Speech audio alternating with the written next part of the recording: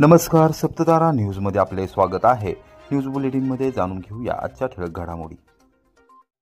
भाजपच्या मुंबई येथील प्रदेश कार्यालयात सातारा जिल्हा कोर कमिटीची बैठक। खासदार उदयनराजे भोसले यांच्यासह सर्व मंत्री आणि आमदारांची उपस्थिती। आगामी काळात होऊ घातलेल्या जिल्हा परिषद, पंचायत समिती आणि नगरपालिकांच्या सार्वत्रिक निवडणुकीच्या पार्श्वभूमीवर त्याचबरोबर पक्ष संघटन मजबूत करण्याच्या दृष्टिकोनातून बुधवारी सकाळी 11:30 वाजता भारतीय जनता पक्षाच्या मुंबई येथील प्रदेश कार्यालयात सातारा जिल्हा कोर कमिटीची बैठक झाली। त्यामध्ये खासदार श्रीमंत छत्रपती उदयनराजे भोसले यांच्यासह पक्षाचे जिल्ह्यातील मंत्री आणि आमदार यावेळी उपस्थित होते। प्रदेश कार्यकारी अध्यक्ष रवींद्र चव्हाण यांच्या प्रमुख उपस्थितीमध्ये झालेल्या या बैठकीत पक्ष संघटनेबाबत सविस्तर चर्चा झाली। उच्च व तंत्र शिक्षण मंत्री चंद्रकांतदादा पाटील, सार्वजनिक बांधकाम मंत्री श्री छत्रपती शिवेंद्रसिंहराजे भोसले, ग्रामविकास आणि पंचायत राज मंत्री जयकुमार गोरे, आमदार डॉक्टर अतुलबाबा भोसले, आमदार मनोजदादा घोरपडे, आमदार विक्रांत पाटील, राजेश पांडे, माजी खासदार रणजितसिंह नाईक निंबाळकर, माजी आमदार मदनदादा भोसले, डॉक्टर दिलीप येळगावकर, प्रदेश उपाध्यक्ष विक्रम पावसकर, जिल्हाध्यक्ष धैर्यशील कदम, सातारा लोकसभा मतदारसंघाचे संयोजक सुनील काटकर, माजी जिल्हाध्यक्ष भरत पाटील, सदस्य डॉक्टर सौ प्रियाताई महेश शिंदे, महिला आघाडीच्या जिल्हाध्यक्षा सुरभिताई भोसले, किसान मोर्चाचे पदाधिकारी रामकृष्ण वेताळ, विक्रमबाबा पाटणकर, चिन्मय कुलकर्णी, दत्ताजी थोरात, सौ सुवर्णा पाटील, संतोष कनसे, विठ्ठलशेठ बलशेटवार, सुनील शिंदे, सागर शिवदास, सुशांत निंबाळकर यावेळी उपस्थित होते।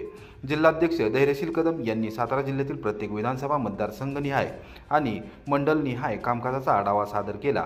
पक्ष संघटन बळकट करण्यासाठी करावयाच्या उपाययोजनांबाबत कार्यकारी अध्यक्ष रवींद्र चव्हाण यांनी मार्गदर्शन केले। यावेळी झालेल्या चर्चेत उपस्थित पदाधिकारी, मंत्री व आमदारांनी भाग घेतला।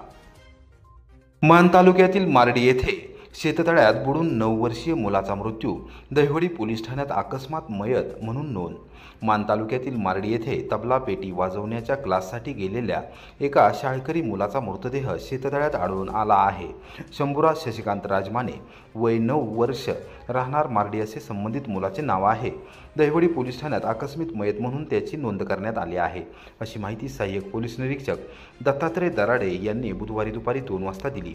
शशिकांत राजमाने यांचा एकुलता एक मुलगा शंभूराज हा मंगळवारी दुपारी साधारणपणे 3 वाजण्याच्या सुमारास सायकल घेऊन सुनीता चांदकिरण नलावडे यांच्याकडे तबला आणि पेटी वादनाच्या क्लाससाठी गेला होता। तो रात्री उशिरापर्यंत घरी आला नाही म्हणून पालकांनी नलावडे व त्यांच्या मुलांना विचारले असता तो आज क्लासला आला नाही असे त्यांना सांगण्यात आले। त्यावेळी शंभूराज याच्या पालकांनी शोधाशोध केल्यानंतर नलावडे यांच्या घरामागे असणाऱ्या शेततळ्यात पडून त्याचा मृत्यू झाल्याचे आढळून आले। त्याचबरोबर त्याची सायकल आणि चप्पल देखील तेथे शेजारी पडल्याचे दिसले। शंभूराजचा क्लास घेणाऱ्या मॅडम या मोही येथील कदम वस्तीवर प्राथमिक शिक्षिका म्हणून कार्यरत आहेत। त्या नुकत्याच कीर्तनकार म्हणून नावारूपास आल्या आहेत। त्या अनुषंगाने त्यांनी पेटी आणि तबला वादनाचा क्लास सुरू केलेला आहे। त्यांच्याकडे क्लासला मोजकीच मुले येत असतात। त्यात शंभूराज हा सायकल घेऊन आला असता त्यांना आणि त्यांच्या कुटुंबातील सदस्यांना तो दिसला नाही। याबाबत मार्डीमधील नागरिकांकडून शंका उपस्थित केली जात होती। घडलेल्या गोष्टीची माहिती मिळताच दहिवडी पोलीस हे तात्काळ घटनास्थळी दाखल झाले। सहाय्यक पोलीस निरीक्षक दत्तात्रय दराडे यांनी रात्रीची वेळ असूनही घटना घडलेल्या शेततळ्याच्या चारी बाजूने सखोल पाहणी केली। त्याचबरोबर क्लास घेत असणाऱ्या मॅडम सह इतरांची कसून चौकशी केली। यानंतर त्यांनी आकस्मिक मृत्यूची नोंद पोलीस ठाण्यात केली असून या घटनेचा अधिक तपास सुरू आहे। चौनेश्वरमध्ये मिरवणुकीत वाजवलेल्या फटाक्यांनी लागली आग, शेकडो एकर डोंगर जळून खाक। करंजखोपच्या युवकांनी 2 दिवस रात्रंदिवस झटून आग आणली आटोक्यात। कोरेगाव तालुक्याचे शेवटचे टोक असलेल्या चौनेश्वर येथे एका मिरवणुकीदरम्यान उडवण्यात आलेल्या फटाक्यांमुळे भीषण आग लागून शेकडो एकर डोंगर परिसराला मोठा फटका बसला। या आगीत मौल्यवान वनसंपदा, झाडे झुडपे, प्राणी व जैवविविधता जळून खाक झाली। तब्बल 2 दिवस चाललेल्या अथक प्रयत्नानंतर करंजखोप येथील युवकांच्या मदतीने ही आग अखेर आटोक्यात आली। ही घटना 2 दिवसांपूर्वी घडली। बुधवारी याबाबतची माहिती दुपारी 3 वाजता मिळाली। गावात एका कार्यक्रमाची मिरवणूक काढण्यात आली होती। मिरवणुकीदरम्यान फटाके उडवले गेले आणि त्यांच्या ठिणग्यांमुळे जवळच्या सुक्या गवताला पेट लागला। काही क्षणातच आगीने रौद्र रूप धारण केले आणि ती डोंगरावर मोठ्या प्रमाणात पसरली। डोंगरावर प्रचंड प्रमाणात सुकलेले गवत, झाडे झुडपे असल्यामुळे आग वेगाने फैलावत गेली। दुर्गम भाग आणि रात्रीची वेळ असल्याने अग्निशामक दलाच्या कामात अडथळे निर्माण झाले। या गंभीर परिस्थितीत करंजखोप येथील पिलाजीराव धुमाळ, ललित धुमाळ, इंद्रजित धुमाळ, नामदेव धुमाळ, शिवराज कुंभार, बाळू कोळी, प्रशांत धुमाळ, गोट्या भोसले, अनिकेत धुमाळ, सिराज शेख, संग्राम धुमाळ, प्रशांत बोडरे, दीपक फरांदे यांच्यासह फॉरेस्ट ऑफिसर चंद्रिका लोहार, राऊतसाहेब, गणेश जगताप यांनी आगीवर नियंत्रण मिळवण्यासाठी रात्रंदिवस झटत महत्त्वाची भूमिका बजावली. या युवकांनी पारंपरिक साधने, पाण्याच्या टाक्या आणि फांद्या यांच्या मदतीने आग आटोक्यात आणण्यासाठी प्रयत्न केला. 2 दिवसांच्या अथक प्रयत्नानंतर अखेर ही आग नियंत्रणात आणण्यात यश आले. स्थानिक नागरिक आणि प्रशासनाकडून या सर्वांचे विशेष कौतुक केले जात आहे. दरम्यान या घटनेनंतर प्रशासनाने चौकशीचे आदेश दिले असून मिरवणुकीदरम्यान फटाके उडवून अशी आपत्ती निर्माण करणाऱ्यांवर कायदेशीर कारवाई करण्याचे निर्देश देण्यात आले आहेत. वन विभाग आणि पोलीस यंत्रणा संयुक्तिकरित्या दोषींवर कार्यवाही करतील अशी माहिती अधिकृत सूत्रांनी दिली आहे. या आगीत डोंगरावरील जैवविविधतेचे प्रचंड नुकसान झाले असून अनेक पक्षी, प्राणी, औषधी वनस्पती नष्ट झाल्याची शक्यता वर्तवली जात आहे. पर्यावरण तज्ज्ञांनी यावर चिंता व्यक्त केली असून यापुढे अशा प्रकारच्या मिरवणुकांमध्ये फटाक्यांवर बंदी घालण्याची मागणी त्यांनी केली आहे. कोरेगाव तालुक्यात स्मार्ट मीटर बसवण्यास भीमनगरच्या बौद्ध जन ग्रामस्थ मंडळाचा तीव्र विरोध. प्रशासनाला निवेदन सादर करून दिला आंदोलनाचा इशारा. कोरेगाव तालुक्यात महावितरण कंपनीसह अन्य एजन्सीमार्फत ग्रामीण भागामध्ये स्मार्ट मीटर बसवण्याचे काम चुकीच्या पद्धतीने सुरू आहे. ग्राहकांना याबाबतची पूर्ण कल्पना न देता परस्पररित्या स्मार्ट मीटर बसवून ग्राहकांची लूट करण्याचे धोरण कंपनीने हाती घेतले आहे.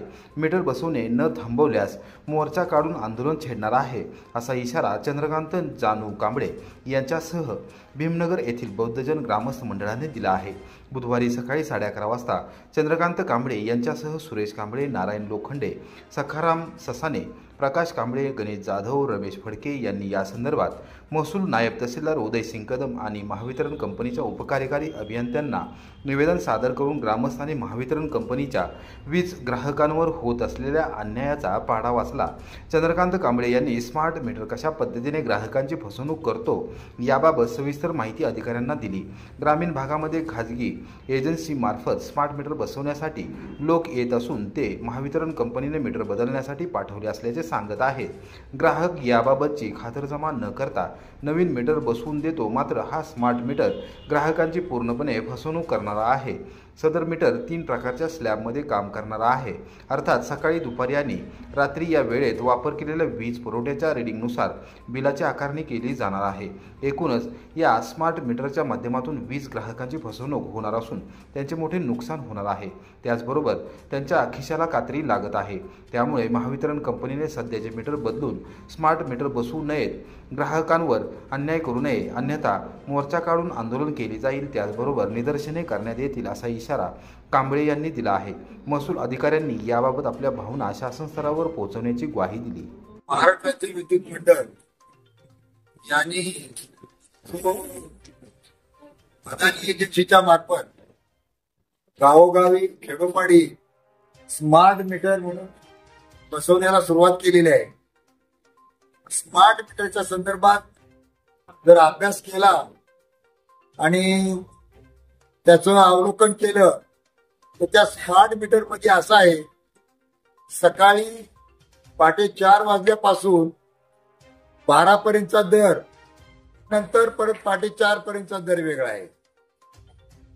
मी समस्त जनतेस या संदर्भात असं आवाहन करतो, आपण जर पाहिलं तर सामान्य व्यक्ती, कष्टकरी व्यक्ती, दिवसभर काम करणारी व्यक्ती किंवा शहराकडे जाऊन घरी येणारी व्यक्ती हे सर्वसाधारण 6, 7, 8च्या दरम्यान आपल्या घरात येत असतात आणि त्यावेळेस त्यांच्या घरात जे काय विद्युत जनित असतील, बल्ब असतील, पंखे असतील आणि जे काय बाबी आहेत त्या बाबी ते वापरात आणल्याशिवाय राहणार नाहीत. कारण वीज घरात आहे म्हणल्यानंतर त्याचा वापर हा केला जाणारच. मात्र या ठिकाणी या कंपनीने, या एजन्सीने बरोबर असं केलं आहे की जो संध्याकाळचा वेळ आहे, जो रात्रीचा वेळ आहे, या ठिकाणी दर त्याचा जो आहे तो दर जादा ठेवलेला आहे. त्याचा दर जादा ठेवलेला आहे की म्हणजे ती नेमकी खात्री सामान्य व्यक्तीच्या, गरीब कुटुंबाच्या, कष्टकरी कुटुंबाच्या खिशाला लागणार आहे. हा स्मार्ट मीटर आहे तो बसवण्यात येऊ नये. जनतेची पिळवणूक जनतेचे हाल आणि जनतेच्या आर्थिक नुकसान करायचं शासनाने ठरवलेलं आहे.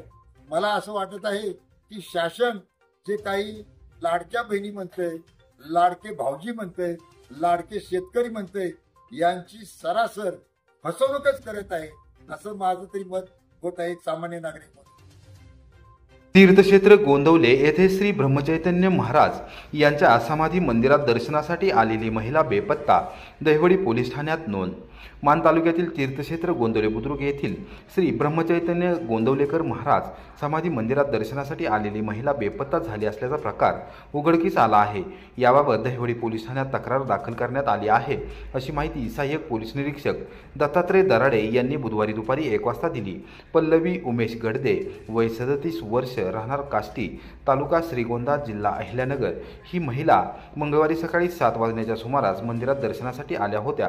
आपल्या पतीला मी समाधीचे दर्शन घेऊन येते असे सांगून त्या निघाल्या. मात्र परत न आल्याने पती उमेश मोहन गडदे यांनी सायंकाळीपर्यंत मंदिर परिसरासह जवळच्या नातेवाईकांकडे शोधाशोध केली, मात्र त्या मिळून आल्या नाहीत. त्यानंतर त्यांनी दहिवडी पोलीस ठाण्यात येऊन आपली पत्नी हरवल्याची फिर्याद दाखल केली आहे. बेपत्ता झालेल्या पल्लवी गडदे यांची उंची सुमारे 5 फूट असून त्या अंगाने सडपातळ आहेत. रंग गोरा, डोक्याचे केस लांब व काळे, चेहरा उभट, नाक सरळ असे त्यांचे वर्णन आहे. अंगात मेहंदी रंगाची साडी व त्यावर जुळता ब्लाऊज, गळ्यात काळ्या पिवळ्या मण्यांचे मंगळसूत्र, नाकात पिवळ्या धातूची चमकी, पायात पांढऱ्या धातूची जोडवी व काळ्या रंगाचे बूट घातलेले होते. त्या मराठी भाषा बोलतात असे दराडे यांनी सांगितले. बेपत्ता झालेल्या पल्लवी गडदे यांच्याबाबत कोणतीही माहिती मिळाली असल्यास अथवा त्या आढळल्यास दहिवडी पोलीस ठाण्यास संपर्क साधावा असे आवाहन दराडे यांनी केले आहे.